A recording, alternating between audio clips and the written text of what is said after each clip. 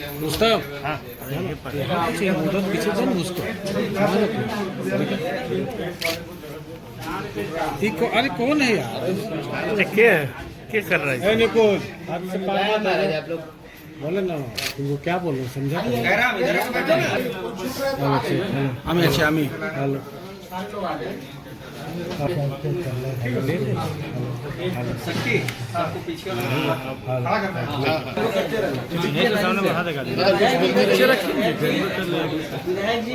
दादा कुछ बोलते रहिए तो ठीक रहेगा। कर लो उसके बाद फिर शुरू थोड़ा बताया जाए, शुरू किया जाए। सबसे पहले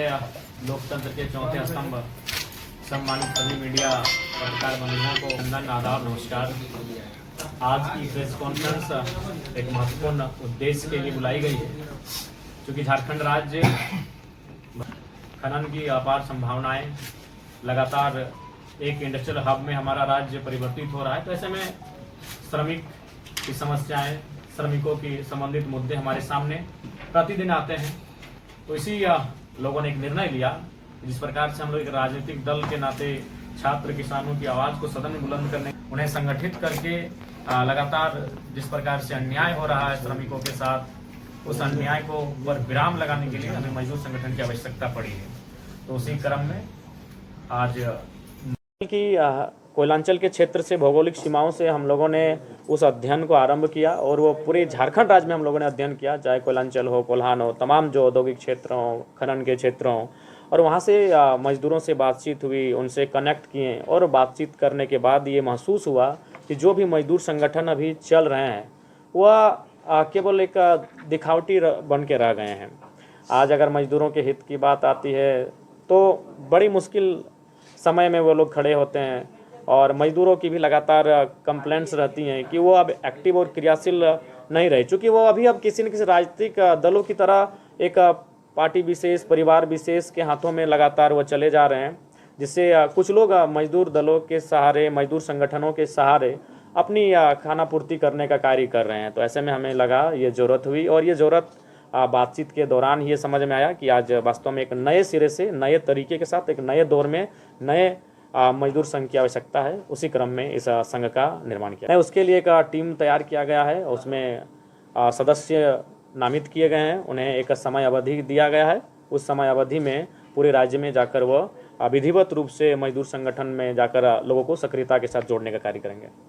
इस बार का जो चुनाव हुआ, हमारे पास इतना समय नहीं था, मात्र 30 दिनों का समय था। ऐसे में ये आप भी जानते हैं और सभी जानते हैं कि हमारा जो बेस है, आधार है, वो कोयलांचल है। धनबाद, बोकारो, गिरिडीह, रामगढ़, तनिक रांची और कोल्हान की हिस्सा, ये हमारा स्ट्रॉन्ग जोन है, जहां हम लोग अच्छा किए भी हैं। लेकिन हमने संसदीय बोर्ड, चूँकि मैं भी 2 विधानसभा का प्रत्याशी था, मेरे पास भी पर्याप्त समय नहीं था, तो हमने संसदीय बोर्ड के बाकी मेंबरों को कहा था कि अगर कोई ऐसा सक्षम व्यक्ति जिसने किसी राजनीतिक दल से वोट अगर अच्छा खासा लाया है, अगर वो आए तो आप लोग बिना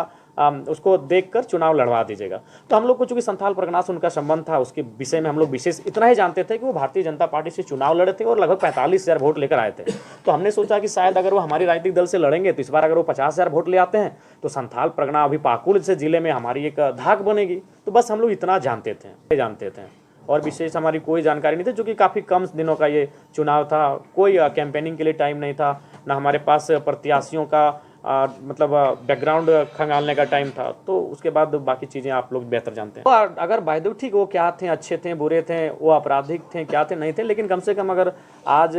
जिस प्रकार से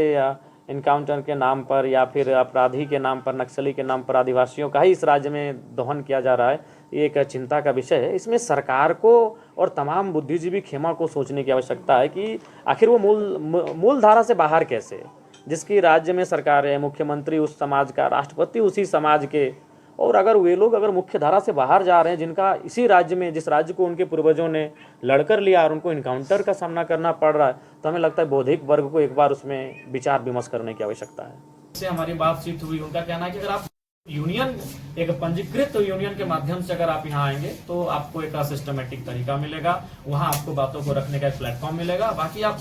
ठीक है, कोई घटना हुआ, आप धरने पर बैठे, 6 घंटा बाद वार्ता हुई, आपको निष्कर्ष मिला, परिणाम भी मिला, लेकिन अगर आप एक लंबे समय, दीर्घकालिक रूप में अगर मजदूरों की समस्याओं का निदान देखना चाहते हैं, करना चाहते हैं, तो उसके लिए एक प्लेटफॉर्म में आने की आवश्यकता है। तो